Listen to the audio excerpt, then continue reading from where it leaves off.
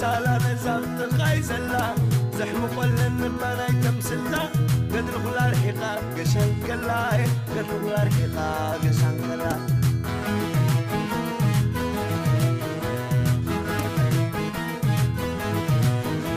قشان لامبرتا تهلو قدلي قشان لامبرتا تهلو قدلي هيدا أمو زيت الرقب كولي ما غنصبغن كدللي قشان لامبر قدل انت تلو قشان لامبر قدل انت تلو مرقنا مسل اغت حلو مرقنا مسل اغت حلو تايدي زبل زلو هزبو خلو كم ايدي رخمن كم مكحلو دلاي فتحي كسمع سنينو ادما خلتا قوبس تمنتينو هاي خون على قلبو تصوري كون انت خوي خرد اللون ما اقام شاتي دايس ايدهم قلت عايزهم قلعوتي تقمون اللون دا انترناتي دايما ربودعات عايزك عدي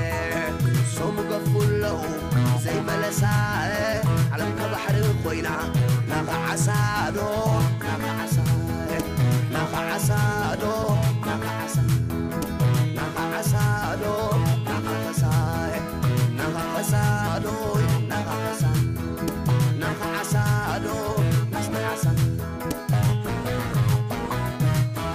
الرين حد النتايشت معتنا احنا نحد النتايشت معتنا الرين حد النتايشت معتنا احنا نحد النتايشت معتنا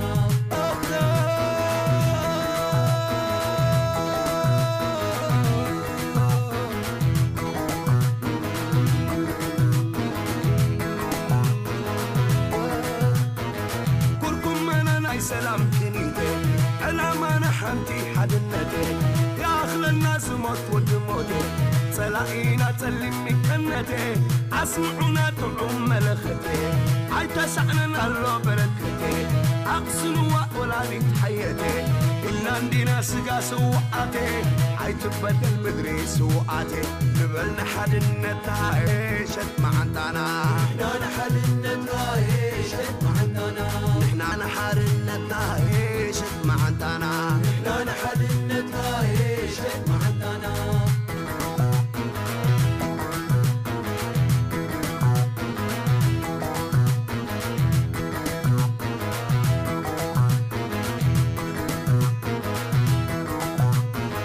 دك بحري سبك بسان قلان عين بلع بقولي بنشلان من قدنا زقاق يبلان تايدو من كركب حرن وللان داي سلام تحم ملختي نايفة دارك والله برختي كان اقسنم ولد حياتي إلا عندنا سقا سوقاتي عاي تبدل مدري سوقاتي نبلنا حد النتايشت معتنا احنا نحد النتايشت معتنا احنا نحد النتايشت معتنا احنا نحد النتايشت معتنا في خرد اللون ما عقام شاتي دايسينهم قلت عايزهم قلعودي يتقمون اللون زي انترناتي دايما بمودعة هاي سكعتي كلهم قفلوا زي ما لساعد علمك بحر الخوينة ناقع عسادو ناقع عساي ناقع عسادو ناس نعسا ناقع عسادو ناقع عساي ناقع عسادو ناقع عسا ناقع عسادو ناقع عساي ناقع عسادو ناس نعسا ناقع عسادو ناقع عساي ناقع عسادو ناقع عسا ناقع عسادو ناقع عساي ناقع عسادو ناس نعسا ناقع عسادو ناقع عساي ناقع عسادو ناقع عسا ناقع عسادو ناقع عساي ناقع عسادو ناس نعسا ناقع عسادو ناقع عساي ناقع عساي. I will hand you over to Dr. Abraham Walde-Georgis. He will cover the challenges and opportunities for democratic transition in Eritrea.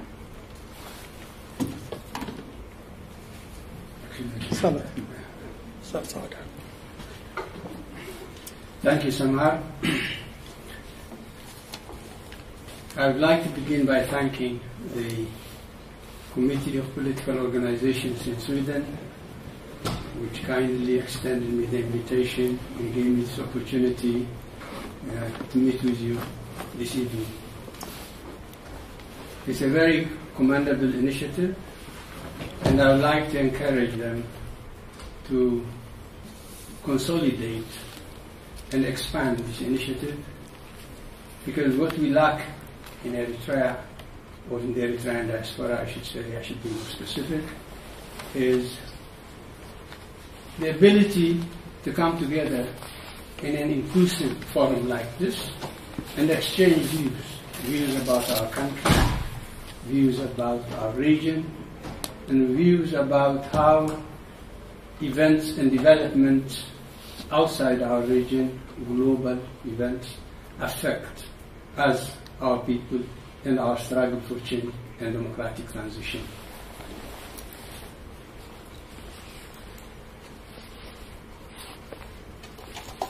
I think when we talk about the challenges and opportunities for democratic transition in Eritrea, there is a lot that we can say about the present situation in Eritrea in the first place. But we all know what's going on. We have all our own sources with family members, with friends, for former fighters, former converts in arms, etc., etc. So we are all linked. One factor that binds us together is that Eritreans, maybe we're a small people, a small country, we really are very attached to our country. It's this unfortunate situation that has forced us to scatter all over the world. And so I would like to focus on what we can do to own our situation and secure our future, especially when the majority of you are youngsters, young people. You are tomorrow's Eritrea. We represent its past and partly its present. But the present and the future is wholly yours. And what happens to Eritrea a few decades down the line is going to be shaped by you and people like you in Eritrea, in the region around Eritrea, or scattered worldwide, so-called Eritrean diaspora. Today, when we speak about Eritrea, we know that the objective and subjective conditions for change are ripe. It's really high time for us to own our present and seize our future. The survival of the state of Eritrea and the well-being of the Eritrean people demand change and democratic transition. And the sooner this happens, the better off Eritrea and its people would be. However, we must also recognize and bear in mind that changing an authoritarian regime like ours is not an easy task. It's in fact very, very difficult. When change happens, the process of political transition is going to be even more difficult and more complex. And so, effective execution of change and democratic transition would require preparation, foresight, and prudence.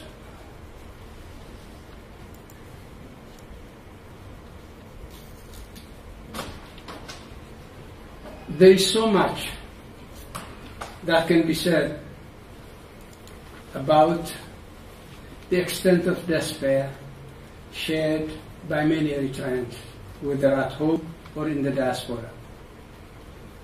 But it's very important for us to get rid of this despair and to nurture hope. As the saying goes, where there is hope, where there is life, there is hope.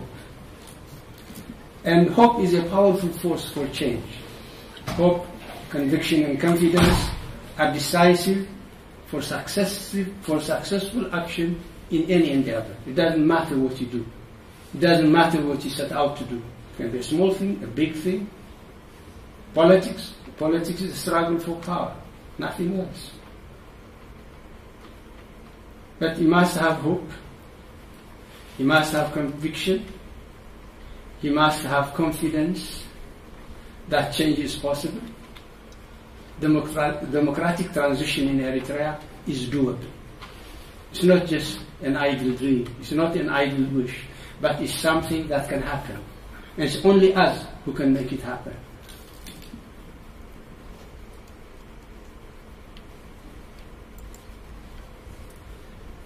But when we talk about change and transition, we're also, in a dialectic sense, talking about change and continuity. Change of the authoritarian regime, continuity of an independent, sovereign Eritrean state. The people of Eritrea have paid a huge price to make a sovereign Eritrea possible.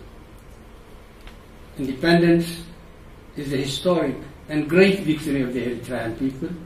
It enabled Eritrea as a nation to gain its right to self-determination and to take its rightful place among the community of nations. Eritrea today is a member of the UN, AU, IGAD, etc., etc. Legally it's qualified. But of course, the role it plays is a function of the kind of regime we have.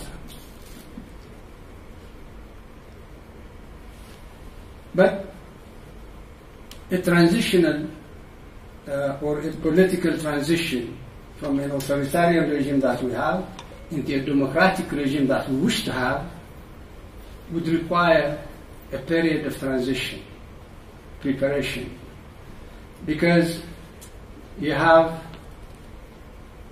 a regime that has its rules, its institutions, its procedures, its practices. When we talk about the regime, we're also talking about what we call, maybe it's Latin, modus operandi, the way it operates, the way it runs a government, the way it relates to the people, the way it represents Eritrea's interests in the region, outside, etc.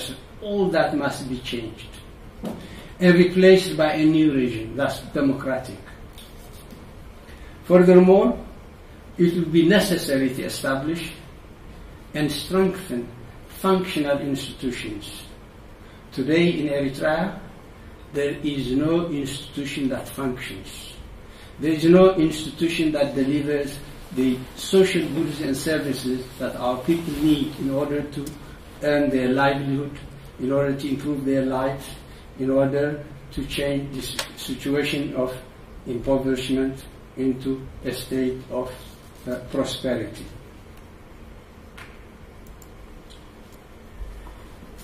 And of course, when we talk about change, we must realize that although very often, and we do wish, that the change we desire is from the present authoritarian regime into a democratic regime, the process of change may take place, may unfold in different forms and with different contents. In the specific case of Eritrea, we can envisage three scenarios. One scenario would be, of course, a change with very slight changes, only in form and in appearance. God forbid, Allah is to, it could also be a change for the worse. It's difficult to imagine for us a regime in Eritrea worse than what we have. But it's not outside the realm of possibilities. So the change, the third option, the third scenario, is a change for the better. And for us, of course, it's this that we aim for. We want to establish a constitutional government that is committed to the rule of law, adheres to democratic principles and guarantees the fundamental freedoms and basic rights of the Eritrean people. It's this kind of change that we wish to have.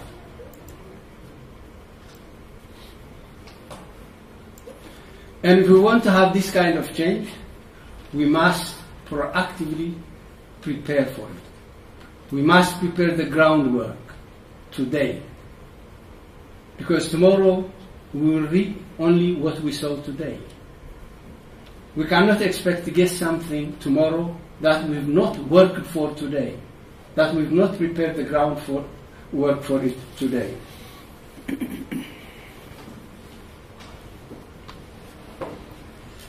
We must also realize that when we are working for change,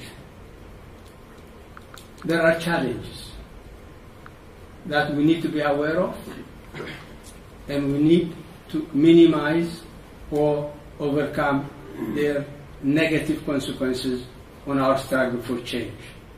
First, of course, there are the domestic challenges.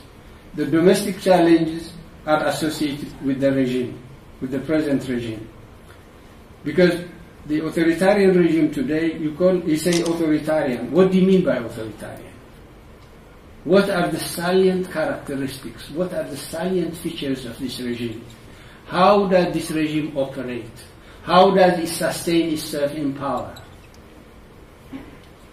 What are its strengths and its weaknesses? How can we weaken it? How can we diminish its strengths and, of course, augment its weaknesses? So we must understand this regime. It's an absolute dictatorship. It's extremely predatory. It's wasteful. It's dysfunctional. It's malevolent. And it operates with extreme impunity. What do we mean by this? I will explain each of them in detail. When we say it's an absolute dictatorship, the present regime is an outright dictatorship that has usurped absolute power, that possesses no functional state organs or government institutions, and that prolongs its rule through resort to coercion and violent force. Anyone who criticizes, anyone with a different perspective, anyone who resists some of its directives is detained, and from that moment on, he or she is not heard of or heard from. It's an absolute dictatorship. It's also extreme predatory, having monopolized the country's natural, economic, social, and cultural resources. It devises various pretexts to plunder state assets and extort money from the people. They have different. There are who are help for martyrs' children, for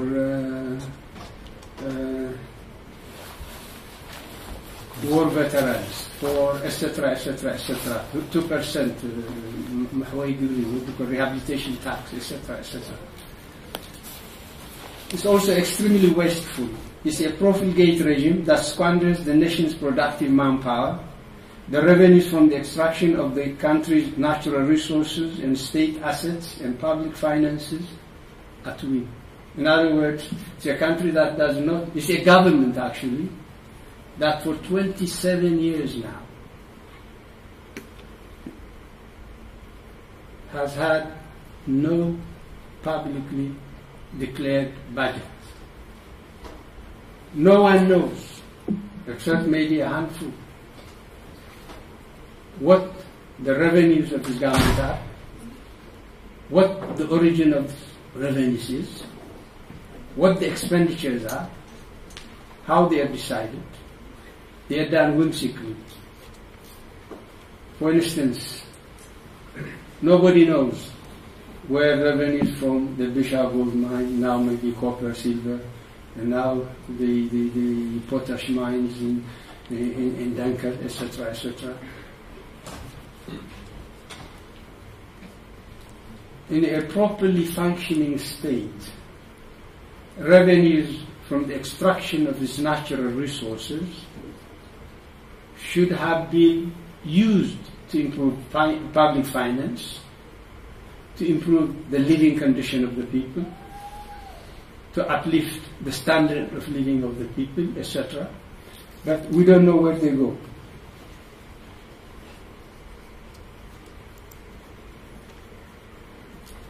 And then also this regime is characterized by extreme dysfunction. It's a dysfunctional regime preoccupied with self-aggrandizement. The self-aggrandizement, maybe I was explaining how it self-aggrandized itself in an earlier discussion, but we can detail it later if necessary. It's a defunct regime that has failed to provide for the basic necessities of the people. It's also an archaic regime that manages a degrading coupon economy in the 21st century, and an abominable regime characterized by rampant corruption. You can take any sector. In any sector, there is rampant corruption. I think it was Lord Acton who said that power tends to corrupt, and absolute power tends to corrupt absolutely. In 1991, when the EPLF took physical control of Eritrea by military means, it declared a provisional government pending the conduct of a referendum. After the referendum, Eritrea became formally, de facto, as well as de jure now, an independent sovereign state, and therefore a transition government was declared.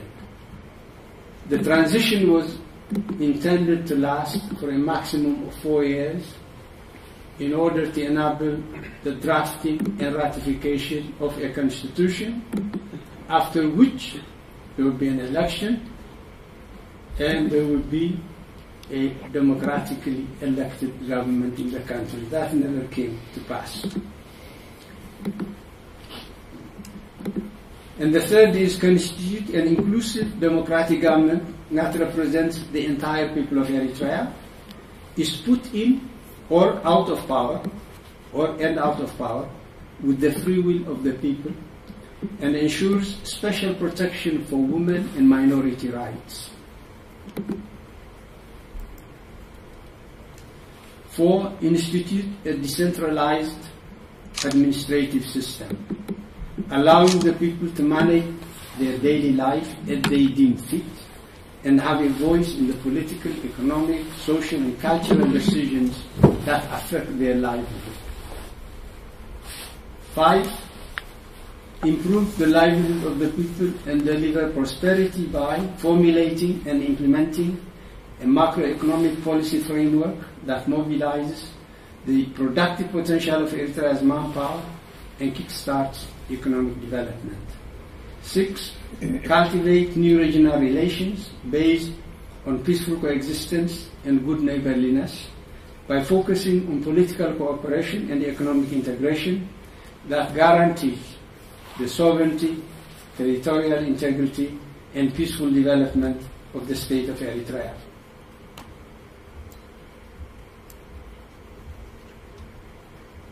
With that, I thank you for your kind attention, and I think somehow we'll open the floor for discussion, and I thank you very much.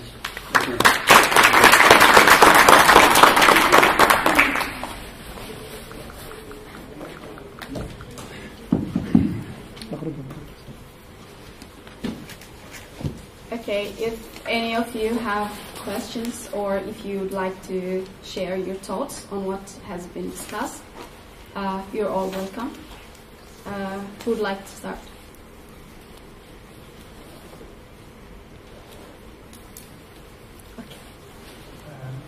Yeah, I can speak for her.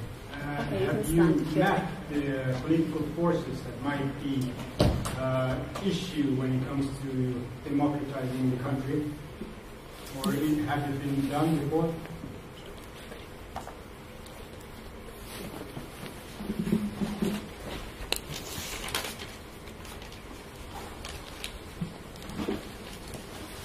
What was that?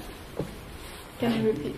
Have you mapped the political forces that might be an issue when going for democracy in the country? Have you mapped? Yeah.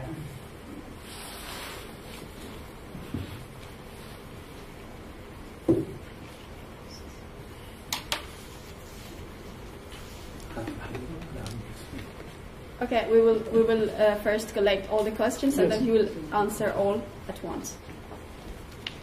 Okay. Do you want to ask? No. Okay. Anyone is welcome.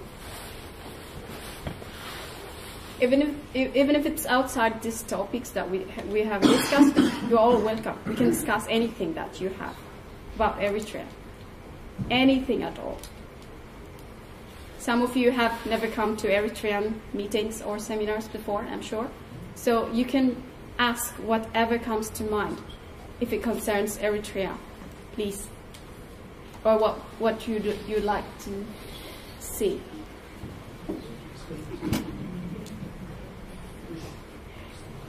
So I have two questions. Okay. The first one is, do you have any tips on books written about Eritrea politically and historically by Eritrean authors? And that's like neutral books that doesn't encourage the Eritrean regime. So books that you can read, especially as diaspora, which leads to my second question. How can you, as an Eritrean diaspora child, be more active in the Eritrea questions? I'm thinking about my background. My parents didn't grow up half their lives in Eritrea. My mom was born in Sudan. So how can you connect more with the problems, with the political problems in Eritrea, not knowing maybe that much or having that much people left in the country? Thank you.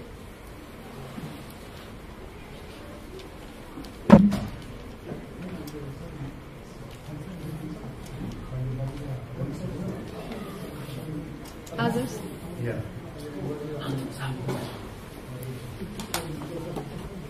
Hi. My question is a very simple one. Go.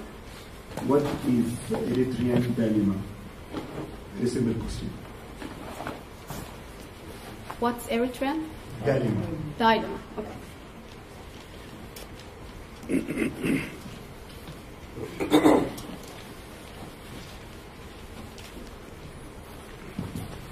So I have two questions. The first question I have is, what advice would you give to our parents who, when we say we want to go back to our country, they sort of discourage us? Sorry, could you can repeat it. Yeah. So what advice would you give us, or would you give to our parents, who when we ask them, or when we say we want to go back to Eritrea, a lot of the time they tend to discourage us from going back? So that's one question. And the second question is, I understand you have a book, Eritrea at Crossroads. What was sort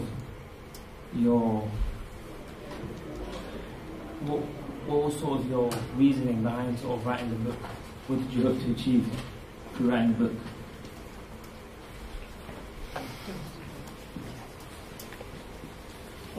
Okay.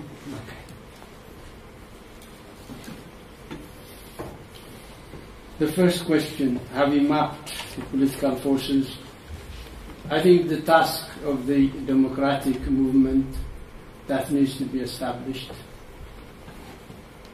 needs to identify the internal forces of resistance, identify the pro-democratic forces outside, come together in a coalition. It doesn't have to be one organization. You can have as many organizations as you want. Even in an independent Eritrea, once you have a democratic system of government, you will have, of course, rules defining what constitutes a political party, a civic organization active inside Eritrea, etc., etc. And at that moment, however, we have to identify certain core values, core principles around which we can coalesce. set our priorities, because we have limited time, limited resources. If we want to achieve something tangible, we must prioritize our objectives, number 1, 2, 3. But to do that, we need to come together and agree on these priorities. And then, once we agree on these priorities, then we can develop a division of labor. We can stay in our respective organizations, but we can coalesce our effort. We can bring our resources together, our energies together, and if we manage to do that, we can achieve synergy. The outcome would be much larger than the sum of the individual efforts or group efforts. So these are things we need to think about and come together to work out. I don't think there is a blueprint now for changing Eritrea. There are so many ideas, yes, but there is no blueprint, and there is no really silver spoon, so to speak. But we need to come together, and hopefully the outcome of our coming together, of our internal debates, of our dialogue, would be agreement on the map you're talking about, on the future of Eritrea that we want, and how we can bring it, or how we can make it happen. So this is, I think, the work that we should engage now and in the immediate future. My question was more aimed at political threats for going from this dictatorship to a democratic government. Yes, of course, I did not want to repeat myself, but the political threats, some of them are regional, okay? And I tried briefly mention them. If you want, I can go into detail with everyone. But the most important are also the domestic challenges we face. That, look, in Eritrea, you have no rule of law. It's the only government or the only regime that does not have even a nominal parliament. Okay? Throughout Eritrea, in the different parts of Eritrea, there is what we call customary laws, Hegundaba. In fact, I am convinced that Eritreans, if they are left alone, they don't need a central government. But because of the volatility of the region, we need somebody to defend us, somebody to build infrastructures, public services, etc., and that's the fact. Otherwise, the people of Eritrea have a long, long tradition of self-governance. At the village level, at the community level, at the etc., and we can go into that, okay? The problem today is people, country, they endure, they last long. Governments come and go. And this government, like any other government, would come to fall one day, sooner or later. If we do our homework, if we are effective in what we do, we can accelerate its downfall. Otherwise, willy-nilly, whether we like it or not, it will fall. Okay? The danger then is there is no institutional mechanism for succession to science. What happens then? Okay? So that's a dire threat, if you want. And there are no forums where our people at different levels can come together, discuss this problem, and find a solution out. So the absence of representative bodies to discuss our situation, what policies we should follow, what we should do, etc., and the fact that there is no institutional mechanism for succession, what happens? There is the risk of a political vacuum. And when there is a political vacuum, we learned a long time ago, I mean for you probably recently, that nature does not allow a vacuum. Negative forces, all kinds of negative forces from the region can step in to fill in that vacuum. Okay?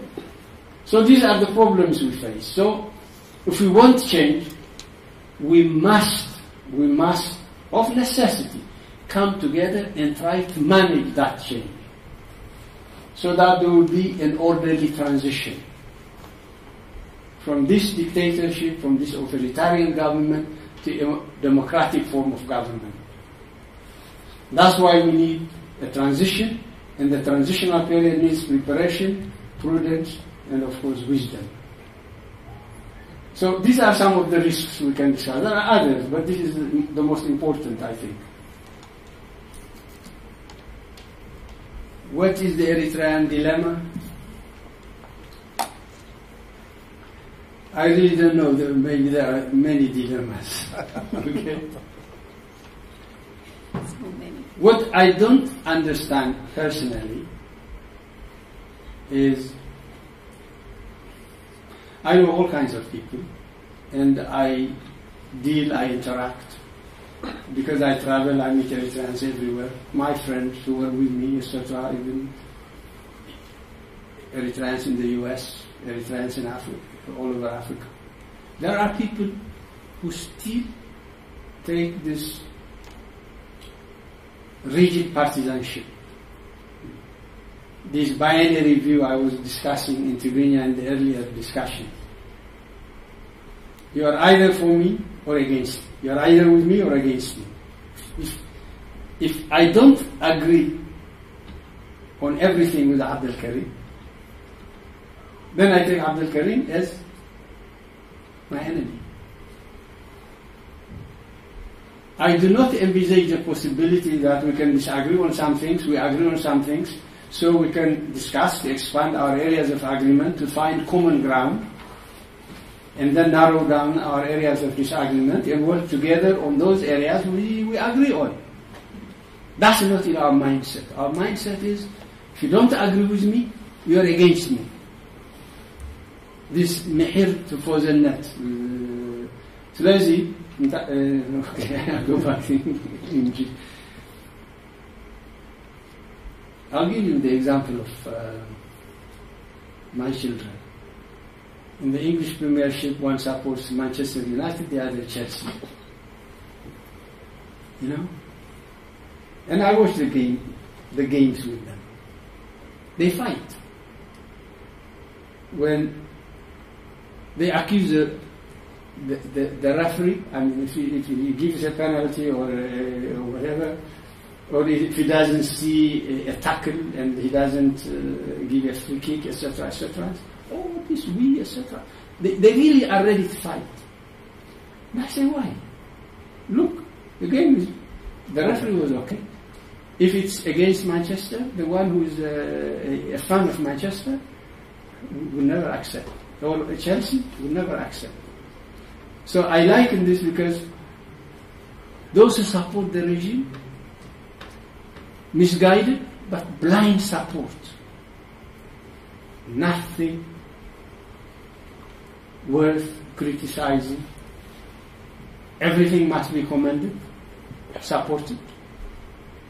And he said, look, what about this former senior officials who were the historical leaders of the movement? Where are they? Why? Why are we this? Why are we that? Why are that? Externalize the problem. Oh, because of sanctions, because of America, because of Oyane, because of that, of that. So the dilemma is the inability to accept reality as it is, because you're misguided by this binary mindset of the world. If Samhar and I are not on the same wavelength on everything, we become enemies. Even in the face of evidence that things are not as cozy, as rosy as they claim to be in Eritrea. Like I've got this website, Eri-Platform. You know, every day I get so many abuses. You, Oyane, CIA, this, that. Okay? But what I present there is concrete. For instance, national service. You know, this is the age of technology. This is the age of science. You don't need to be breaking stones or quarrying stones with the things our forefathers did. I mean, there's machinery today. Okay?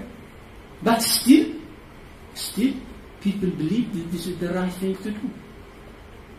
Look, Eritrea has a very strategic location.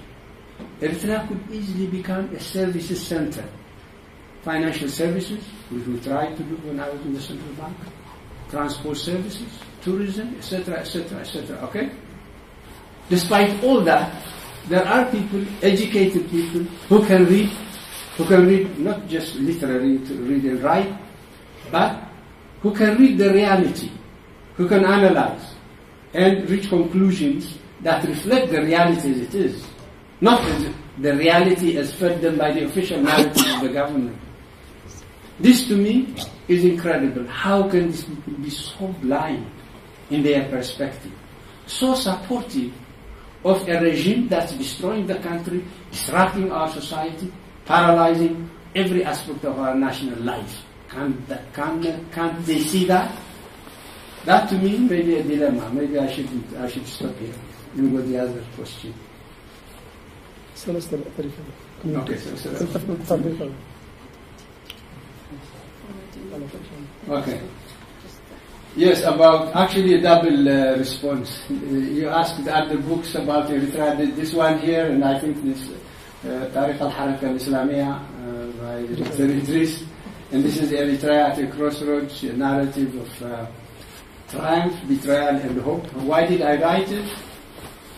It's actually a very long question. I had a long answer, but I'll make it very brief. I invested my youth for my country. I was studying at Harvard, I was doing my PhD, I stopped, went to fight. Okay. Why did I fight? Not just me. Why did generations of Eritreans fight this long war, this 30-year war? We fought for freedom, we fought for democracy, we fought for prosperity. And today, if you look at the reality in Eritrea, we ended up with the polar opposites of the objectives that we fought for. Why? Why? Are we condemned to stay where we are, or do we have a hope? So I wrote this book in the first place to contribute to a common understanding of the history of Eritrea, of the present situation of Eritrea, and of what needs to be done to save and secure Eritrea's future. Because generations of Eritreans paid a huge sacrifice. Not just those who were killed, those who were maimed, but everyone. There is an opportunity cost. Maybe this is a term. People have choices. People left families, professions, work, children, etc., etc., to go fight for the right self-determination of the Eritrean people. The right self-determination for me, and I articulate it here, has three dimensions. First, the right of Eritrea as a nation. That we got, and that was affirmed by the referendum. Eritrea became an independent sovereign state. The right of the people of Eritrea self-determination, the right of Eritrea as a people self-determination, that right has been denied to date. The people of Eritrea have never had the chance, the opportunity to elect a government of their choice. They are administered by this unelected government 27 years and continue. How can we change that? We need to change that, etc., etc. So I wrote this in order to contribute to the struggle for change. Yes, we have gotten rid of a foreign oppressor, but it was not our intention to replace that foreign oppressor by a local oppressor. Oppression is the same. It's colorblind or it can be foreign. It's all the same. The objective consequences of oppression are the same. Yes, Eritrea is independent, is an Eritrean government, etc.